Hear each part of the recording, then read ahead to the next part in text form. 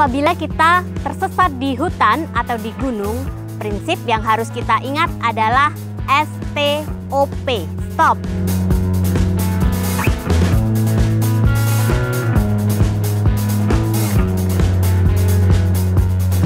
S, sit.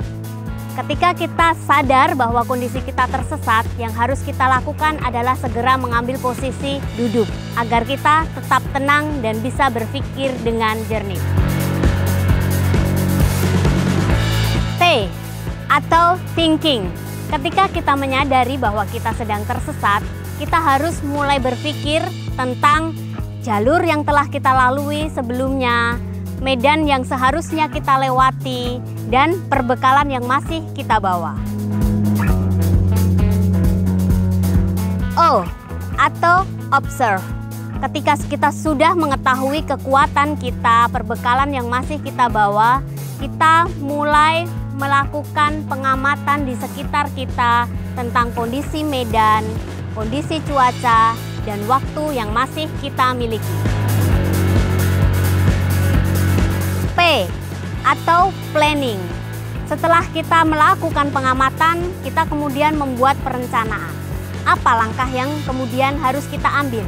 Apakah kita harus bertahan di sini atau kita akan melanjutkan perjalanan? Ketika Anda memutuskan untuk melanjutkan perjalanan, yang harus Anda lakukan adalah meninggalkan tanda. Bisa dengan memasang benda-benda yang masih Anda miliki atau memotong kayu di sekitar Anda. Usahakan ketika Anda meneruskan perjalanan adalah menuju ke sisi sungai dan mengikuti aliran sungai.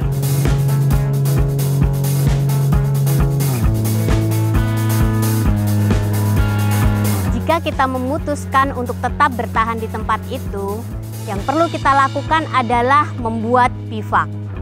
Untuk bisa membuat bivak, kita harus memperhatikan prinsip-prinsip bahwa tempat itu tidak berada di hembusan angin secara langsung, bukan merupakan jalur lintasan binatang liar, tidak berada di sekitar aliran sungai, jauh dari kemungkinan tanah longsor, dan jauh dari kemungkinan pohon yang lapuk.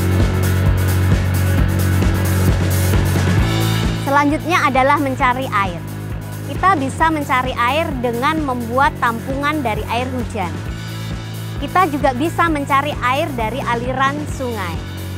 Atau kita mencari di genangan air di sekitar lokasi kita.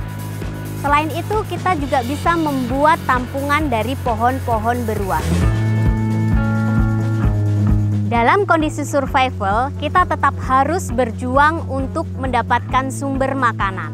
Sumber makanan bisa berasal dari rebung, dari buah-buahan, dari umbi-umbian, pakis, atau kita bisa membuat jebakan binatang. Dalam kondisi survival, kita tetap harus membuat api. Api berguna untuk menghangatkan tubuh, mengusir binatang, memasak, dan penerangan saat malam hari. Saat Anda berkegiatan di alam, lakukan persiapan dengan matang. Afiknam Jagat Samagram.